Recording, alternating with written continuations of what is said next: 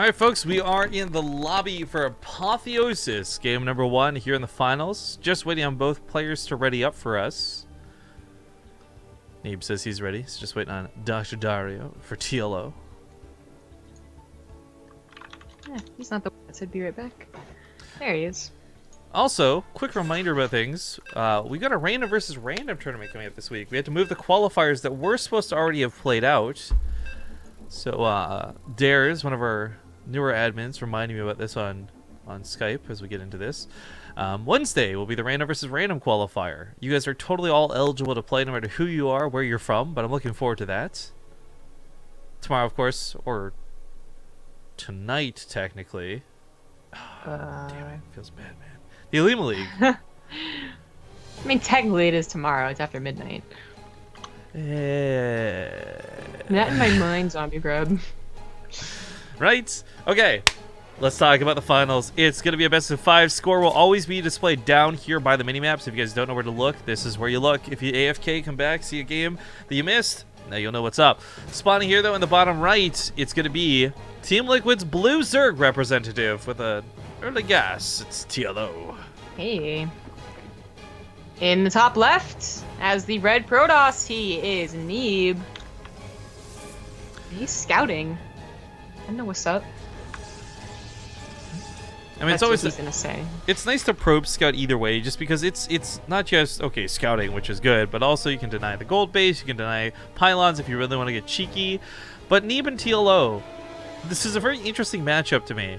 First off, before we get into it, quick once again, shout outs to the sponsors of the cup, Corsair guys. Without them, we wouldn't be able to make this possible. $60 to the first place winner, $20 to the second place, as this is going to be determined through this best of 5.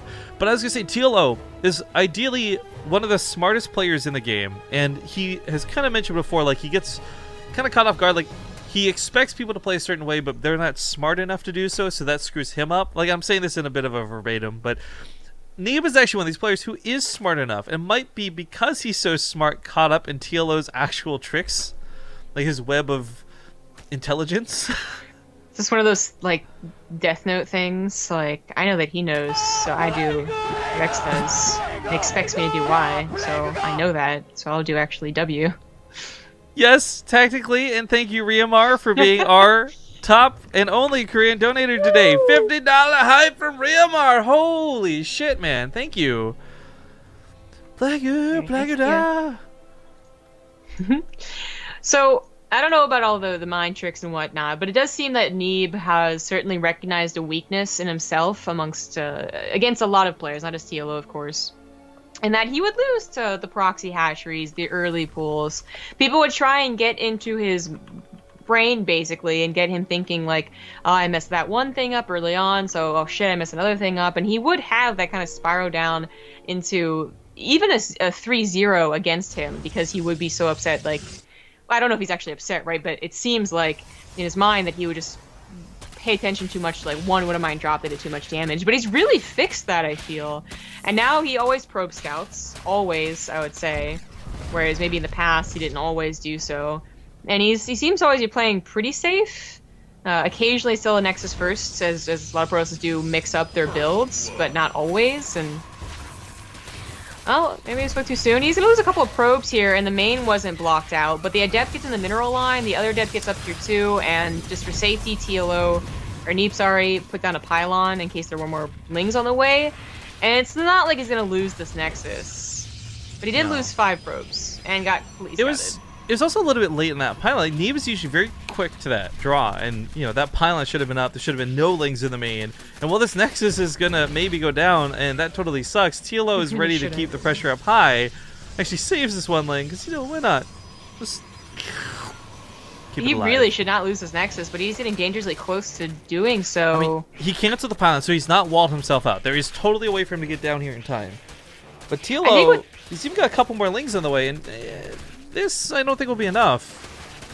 The problem, I think, would happen is that Neeb did not know what to expect. It's a bit of a race. He's going to actually get it. He's going to lose it. Ah, this is massive. This is huge. I really think what happened was that Neeb thought there'd be more coming quicker.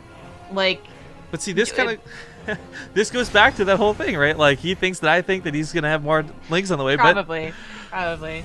But after that first go, okay, great. You see that they went for an earlier pool and that they intend to take a hatchery at the very least, so you know it's not like, well, they always have to take a hatchery, but the point is, like, they might be following it up, but you're not sure. You don't get that second scout, so you have no idea if there's 20 more lings. What you see is like 8 lings on your Nexus and then an Overlord drop made. And the Overlord drop, it hasn't even really done very much. It picked up that 1 ling, right? It didn't even drop any off. So this seems like very intentionally for TLO to be like, oh yeah, I'm totally being hyper aggressive, and to make Neeb fret going down to the natural. Like, he could have cleaned that up with 2 adepts, just making sure to micro back into the mineral line, but he didn't. No, absolutely, 100%. And I mean, that's kind of what's so cool about TLO, and this is what I was talking about with no over-exaggeration. Like, most players may have been, and I hesitate to say this, like, too stupid to read that as, like, the aggression, but because Neeb is smart enough to do that, it works out as that weird bait. And I'm not going to go drive this point too largely through the series unless we see it come into effect, but it is one of these rare instances where I think lesser skilled Protoss players would have not read that Overlord as a threat and just gone down and saved the Nexus instead. And that's how this should have played out, but didn't, because I think Neeb was expecting a little too much out of TLO.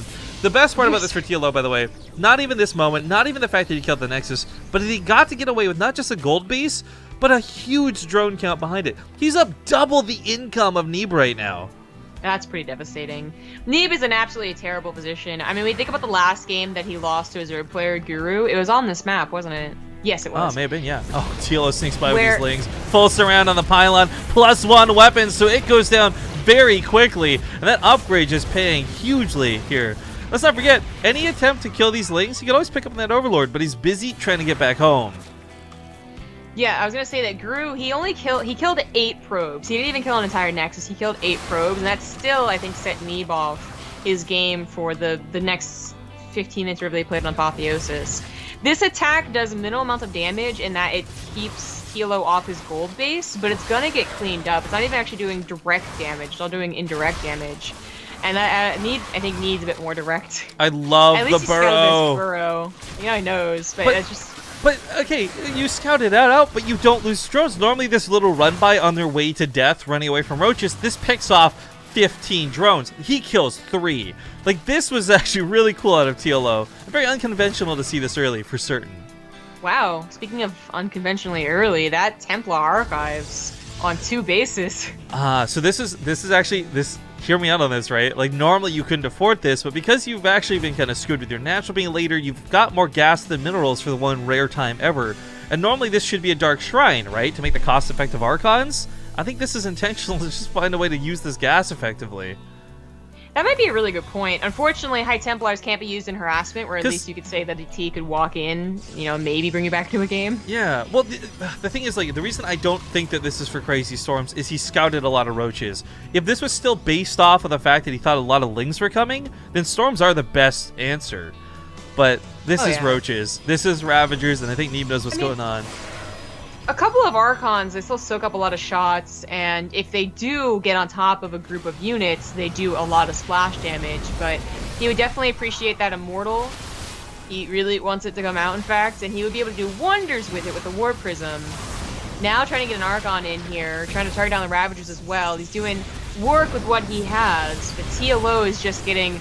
Even if his entire army dies without killing Neeb, he's getting so much from this. He's getting better upgrades. He gets +1 missile on his roaches, and he's actually going to a Spire, not a Hydralisk Den or anything, but a Spire. That should be the nail in the coffin. Neeb is trying to react to so many things that he doesn't even really know what is coming. Like, yes, he knew about the roaches because he saw them with the Adept attack, but he doesn't know about the Lair tech. So it could be Hydras, he'd have trouble with that. It could be a Spire, he has no response to that. And this way, like, Kurdaddy in chat actually even says the best. TLO is fucking with his head. That's probably the best way to describe this. I mean, Neeb is not somebody I feel easily flustered, but once he is, it's notable. Look at most of his DreamHack games versus, like, Hydra, for example. Once Neeb starts falling apart, he doesn't recover very well. And that is one of his weaknesses. And I can't say that that's exactly happening here. Like, his mind hasn't been broken. He's not sitting there in tears playing against TLO. But it is something where, as you just pointed out, he's trying to play against so many different things. I think flustered is definitely an accurate description of Neeb's mindset right now. Yeah. He is really trying to do what he can, though, and, like, it's always... This is what I mean, but, like, I feel like he is working on this whole, like, either getting caught off guard or, like, you know, getting people to fuck with his head and whatnot. He's working on just being able to recover from that, so... Where in the past, like, one Widowmine hit would lead to a very poor transfer of adepts that would lead to DTs walking into a bio army with a scan, like, just basically stupid things, right? Now it's like, okay, things sucked, all right, and you misread the situation, but at least you're focusing on your micro, right? Something that you can deal with, something that you can be effective with, and you're trying to get back into this game by taking really good engagements. But the mutas seen now, there's really not a great response for them. Tries to at least save the Warp Prism. Archon tried to kill a muta, but they're pretty bad at killing one muta at a time. Before, you know, we talked about, like, okay, you're going to have stalkers with Blink, but you want +2 weapon upgrades. Problem is, Neeb needs both. He doesn't have stalkers with Blink, nor does he have +2 weapon upgrades. Responding to these mutas can be a pain in the ass. He's throwing cannons down. I want to almost say desperately, but necessarily to be certain. Mothership Core also going to get picked off by the mutas. One more shot. There we go. She's going to go down. No more defensive cooldowns available. And TLO has a lot of Ravagers knocking outside their front door. Neeb, I would say he has to split his Stalker army with his other army, but there's not much of a Stalker army to split, so to bring it all together. I mean, the ground army for TLO alone is not enough. The Mutalisks alone are not enough, but combined might just be a bit too much. Neeb's got 33 armies supplied to the 80 of TLO, focusing on these Stalkers to the backside. If these go down, it's all over. GG! TLO takes game number 1. That was a very cool game.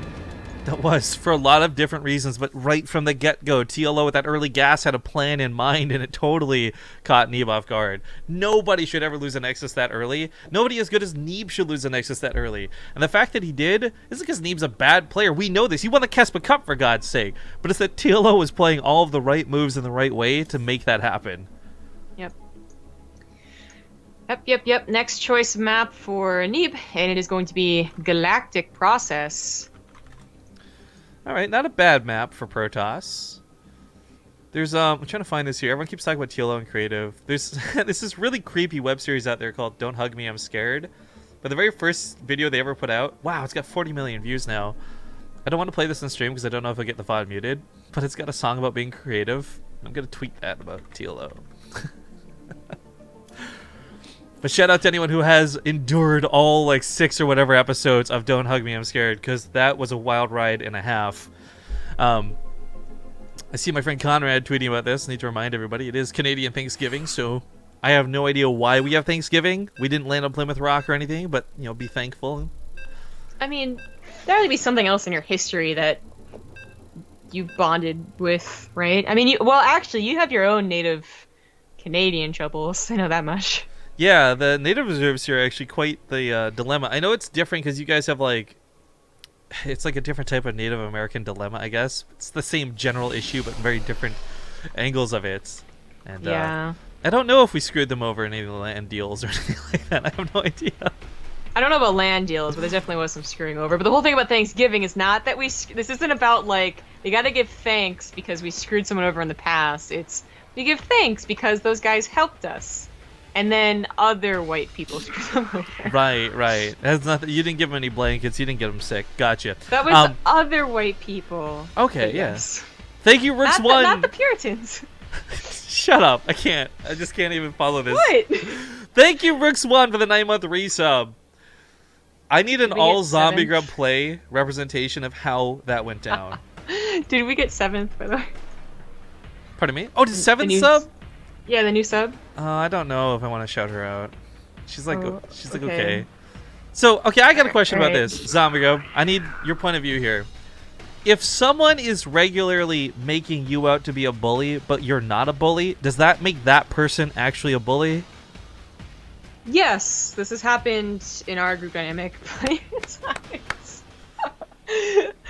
I would say that you all have called me a bully. Okay, we've called you a bully. No! Shut up! I've never been a bully. I'm a good person.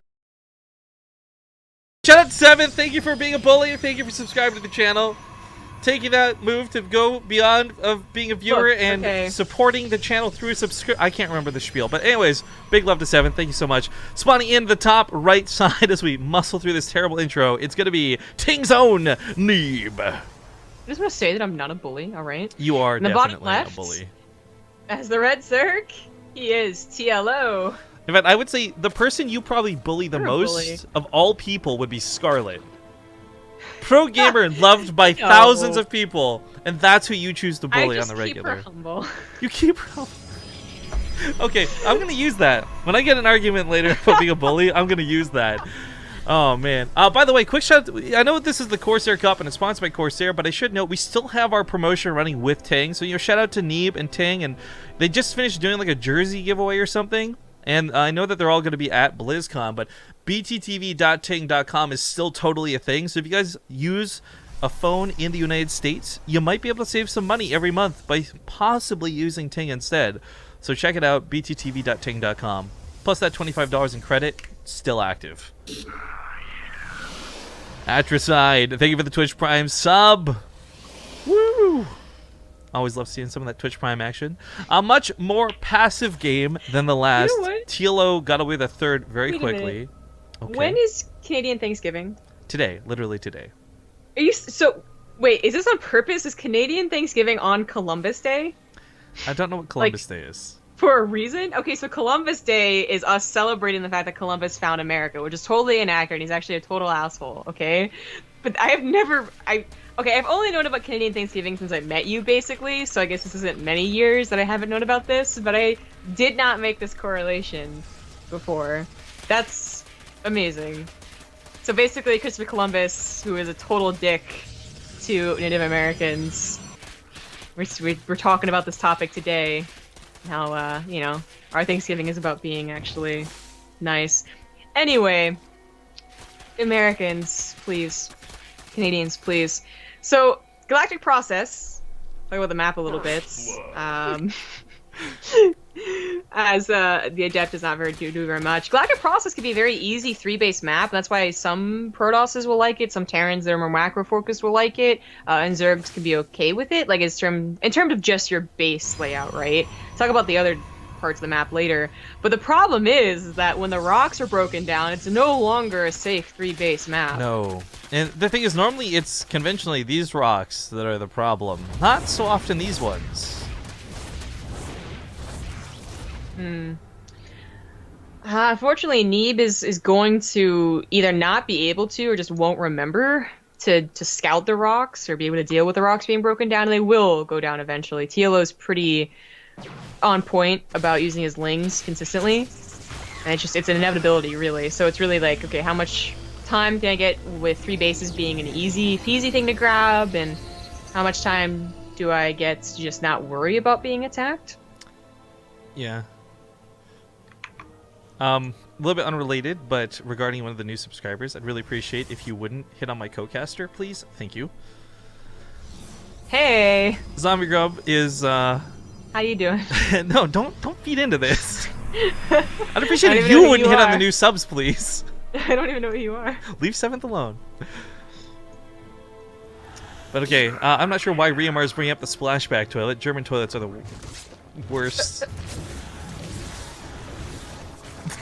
But we'll go to that afterwards as the Archon drops come in, and we just get absolutely silly. I love the control of the Neeb, picking up and dropping these, trying to reduce any amount of damage going up. We got some subs coming in. We'll give some shout out and some love in a second, but we got to see if these Archons die or not first. Taking out Queens, taking out Lings, shredding as much as they can with that wonderful splash damage that they have. Of course, not a lot of units in StarCraft have splash damage, but you give them to Archons like one of the most badass things in the army, and it feels good, man.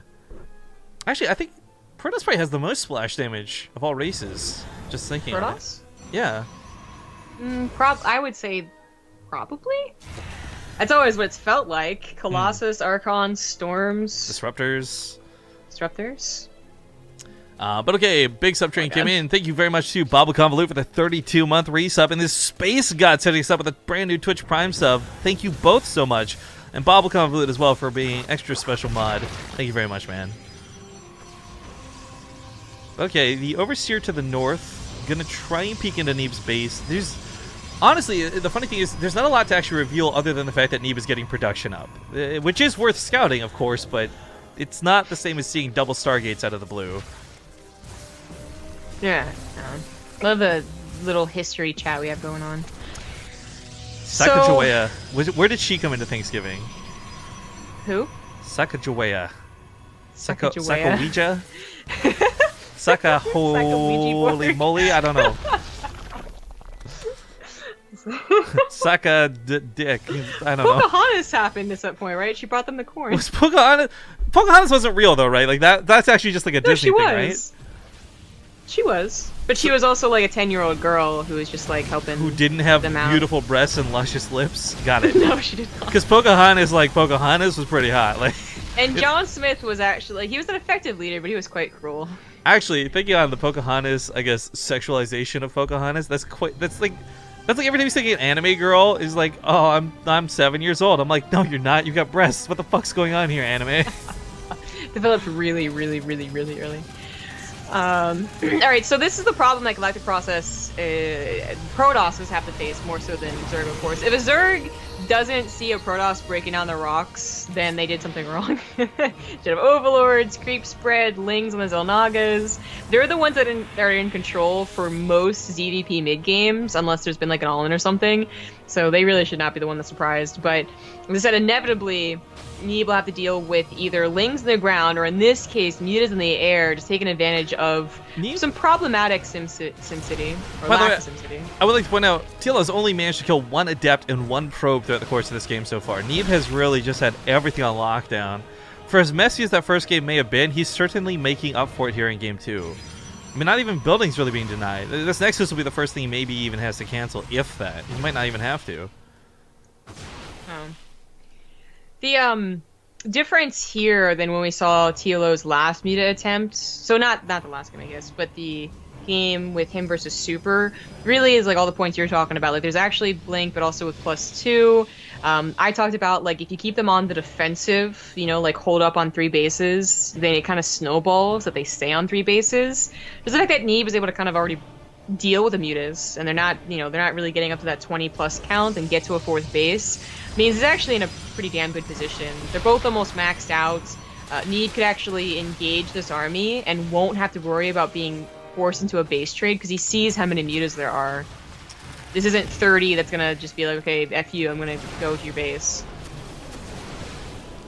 So, go back to the splash damage discussion, by the way. It would appear that, thinking on it, Terran has more splash damage, but Terran also friendly fires more than everyone else. So I feel like that cancels out a lot of the splash damage. Like, you're so busy hurting yourself that it doesn't really count.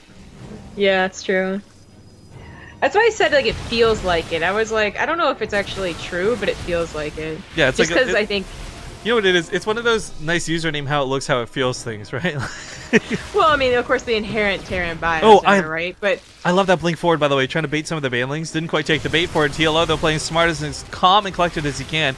Now we got to talk about these chokes, however. I think chokes will favor Neeb in most of the engagements. Put those Archons on the front lines. Stalkers can blink through them if they get stuck, but TLO is in a very awkward spot. He's got a very powerful army, but he can't fight with all of it correctly. Force fields go down. Banelings filter into one single Archon. Not good for TLO. Losing out on about 30 supply down as he falls back. He doesn't really have anywhere safe to run to.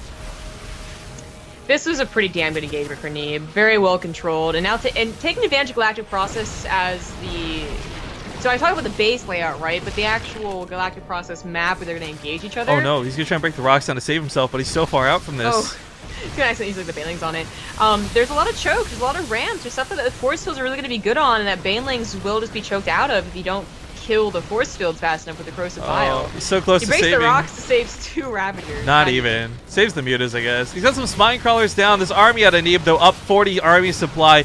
Lots of Stalkers. The type of supply is fantastic. Those Banelings are gonna roll in, and splash damage is good. Don't get me wrong, but there's no follow-up to it. So yeah, GG's get called, and Neeb ties up this series now 1-1. Of course Sacagawea was real. Have you never bought Land O'Lakes butter? What? I have no idea what that is. Oh, so Land O'Lakes butter is like the most common butter, I would say, in like at least the East Coast, but I think America. And it has like Native American woman on the front, and I guess it's... Is it Sacagawea? I know that I've got $1. I've got like a Sacagawea dollar or something that I picked up in the States, because I remember looking at this being like, this looks like a loonie. I thought they only had bills, and they made fun of us for having coins. Like, we have dollar coins, but no one uses it. And like, vending machines don't even take it sometimes. Why do you have them? That's don't that's know. like America still has the penny. It pisses me off so much that you guys still have the penny. I've not had to deal with change, like pocket change to that magnitude. I go to the States, I get more pocket change in 1 week in the States than I do an entire year of living in Canada. Fucking pennies, dude. And then I can't even exchange those here. I can't even exchange them. Wait, you just have to keep your pennies? Until I go back to the States and find a way to get even more of them. Yeah, pretty much. Like, at this point, I'm just like, here, taxi driver, here's your tip in like 50,000 pennies. Like... Oh, I don't actually use the taxi because Uber, what's up? Thank you, by the way, to Notorious for the Twitch Prime sub. Big love. We're going to go to a commercial break, though, guys. 2 minutes while we get to game number 3 here in the finals. We'll see you soon. All right, guys, we are back. Thank you for watching the commercial break. So to address and make it perfectly clear, I am aware we are dropping frames, and like it's not actually Twitch for once. It's actually through game. I'm not sure what needs to be tweaked or edited or changed, but something is making the FPS go down. And frankly, this happened with Overwatch a little bit unexpectedly yesterday too. I'm thinking I may need to replace something in the computer or update something. I thought my drivers are all updated, but I'm not sure what the case is. But unfortunately, it's nothing I can do about it right now, so we just got to muscle through it and just finish off these finals and hopefully get this fixed ASAP. Everyone asks about the pennies, though, real quick to address. Actually, we'll do the intros first so we don't get too off topic. Top left side is going to be the red Zerg player, TLO. And the bottom right, as the blue Protoss, he is Neeb. So going back to the pennies thing, people are asking if I'm trolling or not. No, legitimately, Canada got rid of the penny. I think there's probably still pennies, you know, floating around in circulation, but like officially we don't have a penny anymore. And how this ends up working with like pricing is everything gets rounded up or down, right? So if something's gonna come to 34 cents, it'll cost you 35. If something's gonna come to 32 cents, it'll cost you 30. You know, win and loses here and there with little bits. But what I found so interesting and hilarious was, for me, rounding is simple. 5 and higher, you round up. 5 and lower, you round down, right? Thank you, Riamar, for the $3.33 donation. Put some hearts into it too. He says hi. Hey, buddy. Hi. Thank you very much.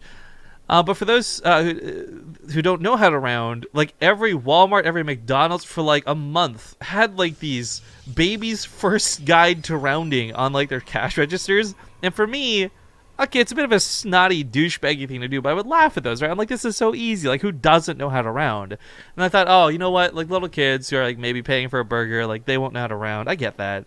But it was so many adults I would see just like staring at the thing, like counting. I could see them visibly counting on their fingers, like, is this going to round up? Is this going to round down? I'm like, man, how are you a grown-ass person and not know how to round? Like, what the fuck? So my problem is not that I don't know how to round, but that it is so just not... I feel like I'm cheating them, even if I'm the one that gets like the better end of the rounds. I saved 5 cents. It's so weird. So, like, when I was in Canada and I paid for like a Starbucks coffee or something, I remember like being like, okay, I guess I gotta round up here, and I very cautiously gave them like the toonie and something else, right? And they looked at it and they looked at me, and I was like, oh shit, I messed up. What did I do? And they just took it and did everything else. I was like, why did you do that?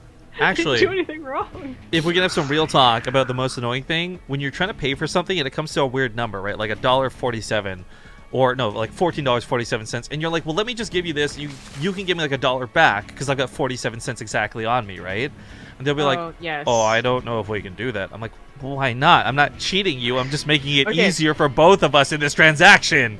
Okay, there is something really important happening in this game. This wasn't TLO. a standard game at all, but I have something to comment on that after. So TLO going for the Roach Burrow play. This will actually just straight up counter Twilight Council play, and it's very unfortunate that that's what Neeb has been doing in like every single game. It's only going to counter this if TLO nails it perfectly. The problem is if he messes up with even one of these burrows and loses the roaches early, he won't have that whack-a-mole effect. The first step, he's got to break through that front wall. Once you're inside the mineral lines, that's when this really shines through, but... yeah, Neeb's going to throw down that robo. He might actually have time. It'll cost him maybe his cyber core, but he might have time to actually get detection out for this appropriately. Yeah. It's really important that he was able to hold the wall, by the way. If these roaches actually get through the wall and then start their burrow micro, they kill the army, and then they go for the destruction and whatnot. So keeping on the outside, forcing to actually use the burrow, it will buy him enough time to get the robo and thus the observer out. Oh, it does significantly change up Neeb's plans. So This also heals all these roaches to full, so they're going to unburrow, and none of these are going to be in the red anymore. The Zealot, the Stalker, the Adept, none of this actually has the power to stop TLO from just moving into the base if he wants to. He is still going to have to do a little bit of micro. Some of these roaches a little bit low, but as we see, once he gets to that mineral line, that's where this becomes really key. Picking off these Stalkers, even if the detection is out, there's going to be one Stalker, one Zealot, no overcharges available, and this is just kind of feels bad, man, for Neeb. Of course, he could just unburrow again, move, leapfrog, whatever he wants to do. He's just waiting the overcharge out. Doesn't need to. He knows that too, so there we go with the leapfrog effect. Probe's just going to get pulled into the main. It's probably the best course of action. That being said, this still doesn't stop TLO's attack. Yeah. It's an Immortal coming out, by the way. He doesn't have an Observer right off the bat. So he's just hoping that's what I was going to say. I guess he's just hoping to pop these off before they get a chance to burrow is the logic. 2 of them go down. Nice start. Yeah, not bad. Makes the best out of a bad situation. He has been opening up Twilight Council. In fact, one or two of the games, he even skipped his Mothership Core to do that too. So if you know if it's an overcharge to buy a little bit more time. But a Stargate opener, you would have been able to get Revelation, but that actually, in a way, might even be worse because you also can't depend on that if they start spreading out their roaches. It really is like a Robo would be the best way to go. And for Protoss builds, not many of them go Robo first anymore. So you're always going to get, it feels like, some damage done. But this has gone so much better than a lot of other Protoss defenses we've seen. Yeah. We actually should have seen people just tap out once they realize there's burrow. They tap out because the roaches get through immediately, kill their only unit, and then just spread out. And they're like, okay, can't deal with this. And it doesn't last very long, but Neeb's able to hold. I'm a lot more impressed with the worker kills here for Neeb more than anything else. Like, not the overall hold, but the fact of this is, like, I'm so used to watching people like Bly and others do this, where you get there and you kill so many workers that it's just, you're so far behind in the economy game. Neeb only lost 8, which is still, it's a lot of workers, but he's sitting on 41 probes. He's not too bad of a spot. Now he goes for these Immortal Drop counterattacks. He should be able to pop off several of his own kills to make up for the worker difference. And of course, by going for a 2-base roach push, you did push off your 3rd base, which is only now getting drones on it. You don't have that many drones, and you have to kind of swap back into another tech other than roaches if they're bothering to get immortals, which clearly Neeb wanted to do. So if he is continuing to rely on roaches, and Neeb does this attack that he's doing right now, the immortals and force field probably just crush TLO outright. But here he's going to have +1 melee Ling supports, maybe a couple of mutas, but I don't think he can afford all 3 of these unit types. I'm a little bit sad that we didn't see some preemptive burrowing. I mean, there's going to be an observer out now, so it won't work, but like something to catch Neeb off guard as he overextends would have been certainly really cool. But you're right, like, if he wants to get all these units, he can't afford them all. And right now, mutas would be the worst choice. There's too many Stalkers for how little he can make. Lings, Roaches, and Ravagers are really his only course of action. 3rd base is going to go down, but TLO did pull the drones away from this. He kept the workers alive. The army doesn't lose out for it, and he's going to run across the map for a counterattack. This might not be a bad idea, considering TLO is much faster than Neeb, and will get here in plenty of time to cancel this Nexus. Yeah. This has been a really good game for me. Oh, no! Oh, until that happened. Nothing blocking the wall. That's a lot of probe kills. They're going to go down here in the natural. Meanwhile, Immortals do start dropping the main, and TLO's not going to be doing this without taking his own bit of damage himself. Roaches aren't the greatest thing to send up there. No, certainly not. But still running around with these Lings trying to do as much of whatever he can on this side of the field. Ravagers can get the job done. Unlike Roaches, they are not armored units, so they won't get blown to smithereens by these Immortals. The fact that Neeb canceled his building Twilight Council and went immediately for the Robo really did help save his life. It also meant that his Twilight Council tech was delayed, so he's only just now getting to blink. But that's really, you know, if the Lings hadn't just canceled the 3rd base and killed a couple of probes and just caused a lot of like havoc to go down, I'd say that Neeb was in like a really, really perfect position. Like, he doesn't care that his blink was a little bit later in this game, as long as he survived that initial push. But TLO's really trying to bring it back after losing that 3rd base. He's at a bit better looking of a drone count, and he does have Lings still trying to run around and do whatever they can, at least keep the observers going one way or the other, so maybe a future attack could work out. But Neeb is very close to, I think, pushing again. He's 20 army supply up. He will have the blink, and his army just looks better. Go, drone, go! Yeah. Oh. Nice distraction. It soaked a hit from the Immortals. Right? Yeah, Corsair Gear should be coming down. There you go. Awkward mistakes are awkward. The Phoenix is scouting on the other side of the map. Not getting a lot to get done there. TLO did get some mutas out, but they were really like anti-warp prism mutas, so there's not enough to actually fight in this army, unfortunately. Ravagers goes to Bowser. He's going to abandon the base. This one's still not finished, so he doesn't even have anywhere to really transfer back to. I think lots and lots of Lings might be his best bet in this scenario. You got to consider there's not that many Adepts. There's no splash damage. Any amount of Lings, I think, would fare far better than mutas or Ravagers at this point. Yeah. Mutas would have been great had Neeb chosen to go for mass Adepts, but going for the Stalkers and then adding on the Blink eventually really worked out for Amir. This should just be an easy fight for him. 30 army supply up. And that's kind of what happens when that Roach Push doesn't kill or significantly cripple the Protoss player. It really looked like it was going to, though, right? Like, that was so dangerous, but GG's, get called a Neeb. We'll take game number 3. Now leading 2-1 in the series. He's got one more game to go, though, because it is a best of 5. Got to give a big thank you to Maximus Black for that host and anyone coming in from his stream. I hope you guys are having a wonderful day. You're catching us here at the finals for the Corsair Cup, Neeb versus TLO. And if you are just listening, I know there's a 3-minute delay, but if you're just listening, it is 2-1 currently in the favor of Neeb. We're going to pop off to a very short commercial break as we get into this 4th game, and we'll see you guys soon. All right, guys, we're back from break. Thanks for watching that short break, but we are getting into the game 4. Could be the final game. King Sejong Station is going to be the stage as we get into the game.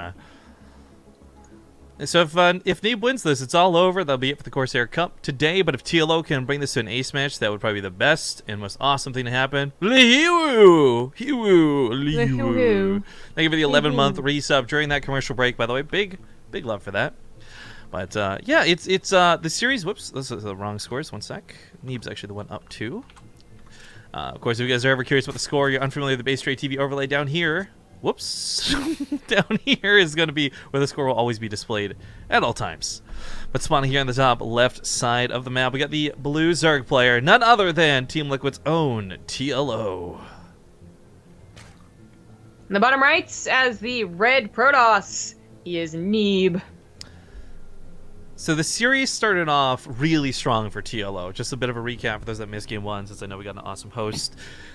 On one side, like, TLO did a lot of really cool intelligent moves and creative and whatever you want to refer to him as, but he really got inside Neeb's head. Game 1, there's no doubt in my mind Neeb was like WTF. But game 2, game 3, Neeb really cleaned up his act, played a lot better, a lot stronger, and a lot more, I guess, collected. I was worried that he would kind of flounder off of that loss. Some players are just like that. No matter how good they are, if they lose one, it can really chip away at them for the rest of the series. Neeb not showing that sort of weakness, though. Nope, getting a lot better in that department, that's for sure. Making an even stronger player than he was 3 months ago, 2 months ago even. A TLO chooses King Sejong Station as the potential last map and goes for his little shenanigan, you know, taking that 3rd as his natural, which is pretty common for Protoss. He did this earlier too. I think it's one of those things, Galactic Process, by the way, where if you can get away with it, there's no reason really not to, and it's better to have this base mining later in the game than this base, necessarily. Maybe a little bit of a joke in chat, I'm not sure if it's a serious question, but to give a really solid answer, Corsair, the question rather is this cup weekly? And the answer is yes. Corsair's been sponsoring this 4 cups a month, every month since January, and I'm hoping to make this go for as long as possible, guys. It's really great actually seeing, like, the prize money for this is $60 to the winner, $20 to the loser. 3,600 people tuning in as I say that. That's an awesome amount of viewership for the prize money going into it. And I would love if we could keep... I've spoken with Corsair guys, and literally, like, they're only willing to put more money into this if we can get the viewership up for it. And there's nothing we can do other than hype it up each week and cast it each week. So as this continues to grow, as hopefully more and more people are tuning in, I would love to grow this to the point where Corsair has a monthly finals, or maybe it's a 5th cup a month, or I don't know. But I'm really grateful that we're hooked up with them and that they're sponsoring this to make this all possible, because it is a considerable amount of money. Because not only do we pay the players, we also pay people to admin, we pay everybody involved, like if we need art assets updated, anything like that. So once again, big super love to Corsair for helping us make this possible. You bring up the viewer count, someone brings up it's around the same for WSG. Ooh. I really, it's sad because WSG was a great tournament. I actually, if you saw Snoot typing about some of the production woes and the delays, like he actually had a great post on Team Liquid about it, providing some insight. It sucks because I think it was a good tournament. I think the casters are great. I think the talent was great. The production just kind of fell through a little bit, sadly. Yeah. It's a great idea, but that seems to happen with the new strong prize pool upcomers. Is like, okay, I'm just so proud you're gonna screw this up somehow. that Hell It's About Time, we had like 300 people for an audience live. You had like another 10,000 something tuning in for all 3 days. I'm just really glad that our live event was not a flop. Because I think if we ran a live event the way they did, I would never want to run another live event ever again. Yeah, despite everyone's, or that one guy's intention to make it sound like it was super terrible. Oh man, that one dude. My favorite thing is when we talk about the event, I love showing people pictures from it. Like I took so many dumb selfies with the crowd. I took so many pictures of the ice cream truck. Like those are my favorite pictures to scroll through on my phone and show off. Yeah. Thank you to Ericon UA, by the way, for the 8-month resub. So thank you for supporting the channel for so long. We got Resonating Glaives cooking up here for Neeb. Really, nothing too unconventional. Someone did, Bob Convolute, that someone did the counting, I guess, for us. Terran has 10 forms of splash, Zerg has 8, Protoss has 4. Well, again, the Terran one I feel doesn't count. For example, I would not count a nuke because you probably kill yourself just as easily as your opponents. So my argument is why, again, like you said, it felt like I was going to be like, yeah, of course they do, it'll be silly, is why it felt is not like the inherent Terran bias, which is probably super true, but is because, Double Strike is actually going to be scouted here, but because, like, their 4 splash units, well, I guess, not the Disruptor, right, but every single other splash unit was such a powerful component to the Death Ball that they used to have. It's not like that, but I would say Protoss Splash is more viable than other races Splash too. It's much more possible to have a Storm in compositions than a nuke. It combines together much easier as well. Maybe not so much in Legacy of the Void where you don't have the Death Balls quite as often, but this is actually getting cleaned up. That was nicely done. Neeb, I think, was hoping to get a little bit more on the ramp to take a better fight. That sucks there. Meanwhile, the Double Stargate was scout. I thought maybe he would have even gone for a cancel, try and out mind game the mind game king TLO, but no, just doubling down and going for Oracle? Mass Oracle? We've seen people do this. Mass Oracle, but that would be funny. I mean, so it's double Oracle production with +1 weapons, and he's got Chronos on the Stargate, so I am really curious. Like, it could be Phoenix afterwards, maybe, but we've actually seen people use Oracle on Mass and have it work. That sucks. Yes, it's so much of a surprise, and they do have a lot of DPS that we've seen it work in kind of trolly ways, not just from Goblin, I think we're thinking of, but also from Haas actually used it as well. This is what I predicted, though. Like, 2 Oracles, you get 2 Oracles even from a single Stargate sometimes. You know, 1, and then maybe it dies, maybe it doesn't, but you still get the second one anyway, and you combo up. So seeing 1 from 2 Stargates, you know, each, wasn't too surprising. If you got 2 more, though, I think that would mean he was going to mass Oracle. You really only need 2. Really, you only need 1, but 2 is pretty safe. I was thinking Goblin, but you brought up Haas, and I actually forgot that he had gone for that in the games he was broadcasting. Yep. Oh, yeah. But regardless, who was it? You Better Know Me. Know Me was actually one of the first people I saw using Mass Oracle back in HOTS even. Still, viable back then, given the right circumstances. Anyways, not what's happening here, unfortunately. Sad face. This was making the little pouty sounds. Going for Phoenix, which is not a bad choice. Mass Phoenix can be absolutely fantastic, but not against necessarily massive amounts of links. That's where these Adepts really have to shine through. This is going to be the first time we've seen Hydras. Well, we aren't seeing Hydras yet, but the Hydra upgrade at least is on the way from TLO. He's been going Mutas so often, this might just really be to keep... Well, I guess... So, besides having to exchange up his style of play to do the Phoenixes, I wonder if Neeb went for the double Stargate because TLO has been going for so much Spire play, and forcing him into the Hydralisk play.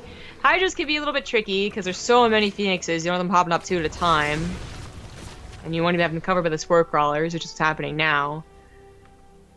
But the Mass Phoenixes, almost Mass Phoenixes, still going, still being produced. Going now into double Robo and Charge. Big catch on the Banelings with these Oracles, by the way. I love the splits out of TLO because this will drain the the Oracle energy greatly to kill them all. But this was something he was hoping to walk through. But even if these Oracles didn't catch them, there's still a wall up for Neeb. Yeah. Also, thank you, Neeb, for not being one of these guys. If you put an assimilator down, this is a full wall off. You don't need a pylon. But every time I see like a Terran build like a supply depot here on the left of the assimilator, or like the other. I'm just like, no, you don't need that. Why are you doing that? Okay. So I see that I'm once again the odd man out on the cuddling issue. It's fine. You know what? I get that you don't like kissing and all these other things because that really is like subjective. But cuddling, objectively, is amazing and adorable and great. Is subjective. Most people say cuddling and kissing is like a given. Even the stereotype of like guys don't like cuddling or whatever, I would say like. No, fuck that. Those guys have never had good cuddles. Then is all I would say. Cuddling is great. Okay, I haven't cuddled very much. I haven't kissed very much. But don't you cuddle with your cat like all the time? Okay, cuddling with cats is so different. Okay, like I don't have their hair in my face. Anyway. So what you're saying is guys aren't hairy enough. Got it. Zombie Rap's only into really hairy dudes. What? Just a bit like a cat with the hair in your face. I've also probably cuddled with a lot more girls. Oh my, we'll talk about that later. We got the attack over here. The Banlings in hold position. The Hydra's chipping away the gateways, opening the doorway for the Banlings. TLO's stasis trap units do get released. They actually distract Neeb, and maybe in a bad way, allowing TLO to roll in with the Banlings. But he's not really aiming for anything with this. Goes for the Robo, hits some of the Zealots. Really, though, he wanted to use these on the probes, I think. Well, he almost got to him, but luckily the Zealots and the Sentry Force Field took out the Banlings where they got there. There's a lot of damage that went into this Nexus. He's got to kill it for this mistake that was attacking, because I feel if he had not actually attacked the Nexus... Oh, well, the Banlings from the backside clean up the rest of the probes. If he had not attacked that Nexus... How much health does the Nexus have? It's like 2,000, right? Yeah. If he didn't put 2,000 damage into that Nexus, look how low this army was. The Lings had surrounded the Immortals. The Zealots are all almost dead. I think if TLO had actually concentrated on fighting the army, he may have actually won the fight. He might have, but now he's dangerously close to just losing the game outright. He's got no army supply. He spent so much on killing that Nexus. And there was a fourth one for all the probes to go to anyway. Still at 50. Well, he was at 60 probes until he lost a few here, but still at a good probe count after losing so many to the come from behind Banlings. I think TLO should have lost. This is such an important counterattack at Neeb too. Like if he didn't actually go across the map and he played turtled off this, TLO may have actually gotten a supply up, but TLO now sitting on 40 supply. Phoenixes are actually being incredibly effective here. Just swoop in and pick up what little Hydras there are, and there's really not that many. He's looking quite bad. Picks up the Banlings. Force fields the rest. Complete denial from Neeb. I think he's got it. I think at this point, that's going to be the tap out. GG. Neeb, ladies and gentlemen, will take the series 3-1 and be this week's Corsair Cup champion, leaving TLO with second place. But as Neeb walks away with $60, TLO will still get $20. Fourth and third place will get $10 each, and it's nice to spread some of that love here for the Corsair Cup Monday Cups. That being said, that does wrap up the day for us. It was great getting back on the StarCraft wagon. I will say Overwatch was still a lot of fun, and if you guys didn't see it yesterday, you should probably check out the VODs for it.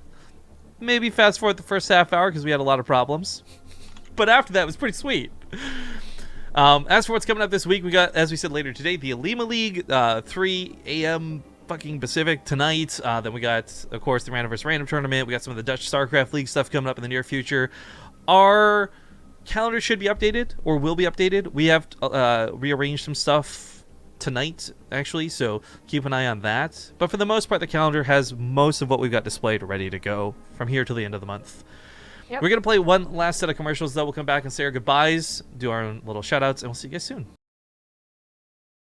Alright guys, we're back, and we are finished with the day. Big thank yous once again, everybody, for tuning in. I hope you enjoyed the show. Everything was, again, pretty transparently sponsored by Corsair. They got wonderful products, wonderful gear.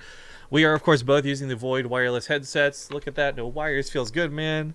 High quality sound. Super duper comfortable. Shitty microphone. But if you can get over that, it's definitely worth it. Like, without a doubt. We've been using these for, like, the better part of a year now, right? Yes. And I am not a careful man when it comes to my headsets. Like, I just toss them off when I'm done type thing. So, like I say, they're durable too, which is nice. That being said, you can click on the links down below to check out more, and it'll, of course, let them know you came from the channel, let them know that their investment in StarCraft is worth it, and let's be honest, guys, we could use every sponsor we can get when it comes to StarCraft. So yeah, big thank you to them for supporting this. As far as the rest of our sponsors, G2A, you guys know the deal. Promo code BASE, save 3%, get cash back through it, get your games for cheap, Chairs for Gaming. They have a Canadian and a United States version. Other websites, chairsforgaming.com, chairsforgaming.ca if you want one of these wonderful DX racers. Oh, what? Hello? Thanks for the donation. Oh, did we get a donation? I didn't see that. Yes, then it was me talking.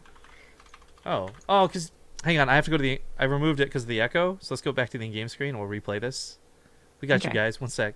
Black screen. What's going on? Which one was it? Oh, I see. Okay. Zombie Grub, I got a question for you. Don't actually What's that? This. No, don't answer this. Oh. What are your thoughts about Marauders? Marauders should shoot up. That's all I'm saying. Thank you, Rita Martin, for the $20 donation. Sorry that got missed. I'm still trying to fix the stream stuff for it, but anyways, yeah, that will conclude Second Guitars to Kill. Hit us with a 16-month resubs at Neeb. Andrew's Mercy subscribed as well. JSoul44 subbed. Hopefully we didn't miss anyone else. Things got a little bit crazy towards the end of that series, the end of that game. But I think that covers most of the sponsor stuff. Yord as well, give the shout-outs there. Our co-op stuff going up on YouTube. We'll do this week's co-op probably tomorrow, maybe not today. We've got quite a bit of stuff we got to do today. My personal thing I want to advertise, though, is I started Eastside YouTube channel. People have been requesting this for a while, so I finally got around to doing it. They said, like, you're mixing a lot of the stuff on the StarCraft channel with not StarCraft stuff, so sometimes we like it, sometimes we don't. I've decided to just collect it all on my own channel. I had my own YouTube channel a while ago, Grism. It's got a lot of views and a lot of really high-viewed videos on it, but I can't monetize it for whatever reason. So I just made a brand new fucking YouTube channel. It's called Rifkin Does Stuff. I plan to put vlogs up there, things from our events, kind of like what Zombie's been doing with their Kings of the North videos and other things. So right now I don't have much on there, but if you guys could do me a favor and please go subscribe.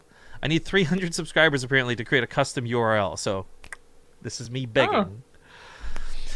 Other than that, we got the Amazon links down below. Consider subscribing with Twitch Prime, all that good stuff. I think that pretty much wraps it up. Any final shoutouts from you, Zombie Grub? Yeah, follow my Twitter at CG Gaming, on Twitch, Zombie Grub, and my YouTube channel is also Zombie Grub. I have a new video up on camera location hotkeys, and a bunch of other stuff too, of course. So check it out and subscribe. Thanks. Awesome. We're going to end the day by hosting Pig, guys. I think he's doing one of his dailies. So we don't normally get to host him because our times are usually so skewed, and he's usually off. I mean, he might be finishing up as we're speaking. I don't know. But we're going to go host Pig, so give him some love, give him some raid, some Ace 1, Ace 2 action in his chat. He's talking about defending one base all lanes PvT, apparently. So have a good one, guys. Bye-bye. Bye.